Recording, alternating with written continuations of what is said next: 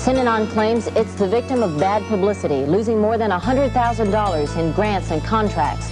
Fewer addicts are being sent there. Parents are disowning their children who live there. Some filing lawsuits, charging brainwashing and torture. And a grand jury is investigating charges of child abuse. And I talked with former residents who for the first time are speaking out about Synanon. It was founded 19 years ago by a man named Chuck Diederich. I'm Big Brother, I'm Big Daddy, I'm all kinds of things. I wore a wonderful costume for a good many years. I look more like Buddha than Gandhi. We are an experimental society. I don't know how this is going to come out. I really don't. If I knew how it was going to come out, I would do it. He is the driving force of Synanon, a recovered alcoholic who created a no drugs, no alcohol, no violence society for drug addicts and alcoholics who just drifted in or were sent there by parole and probation officers. They start new lives, learning trades, from mechanics to working for Synanon's business enterprises. Synanon's assets, $33 million. In recent years, Synanon began calling itself a religion. One gesture of that commitment came 3 years ago when the women joined the men and shaved their heads. Diederich was surrounded by people who were only yes men, who treated him as a king. He now sat on an actual throne, but now he's being made into a god. And if you make someone into a god, you give him godly powers, he will become a god, and Diederich became God.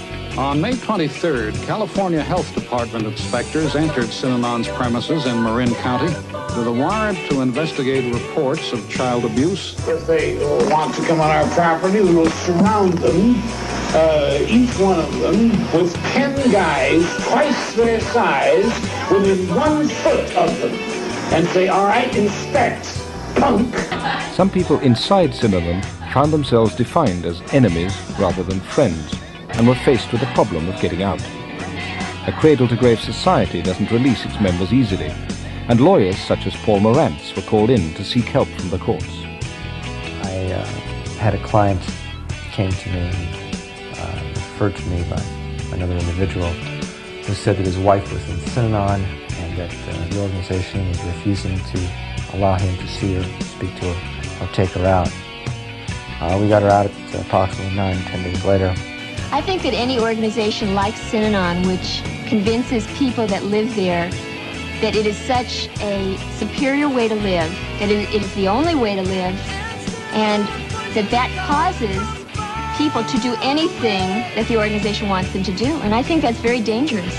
During the past 3 years, the number of violent incidents involving outsiders who cross Synanon's path has increased sharply. I don't know what action they might take against the persons of the people responsible, their wives, their children. I just don't know. And I have no way of being responding. That came to a head when attorney Paul Morantz was almost killed by a rattlesnake placed in his mailbox. Chuck Diederich and 2 other members were convicted of conspiracy to commit murder. Morantz was bitten by a rattlesnake that had been put in his mailbox at a Pacific Palisades home. 2 members of Synanon, the controversial drug rehabilitation group, have been arrested. He's fearful another attempt might be made, another attempt to kill him. His complete recovery from the rattlesnake bite he received last week will probably take several weeks. 2 Synanon members will be arraigned later this week on charges of putting the snake in the mailbox at Morantz's home. As he was leaving the hospital, Morantz was asked about the weekend break-in at his law office. It could be many things. It could be a coincidence. It could be another cult group. If it was not a coincidence, I would actually suspect another cult group more than Synanon, because there was news broadcasts saying that I was investigating all cults and that I was learning secrets of brainwashing. Police now say they do not think the break-in is related to the rattlesnake attack. They say it appears to have been a common burglary.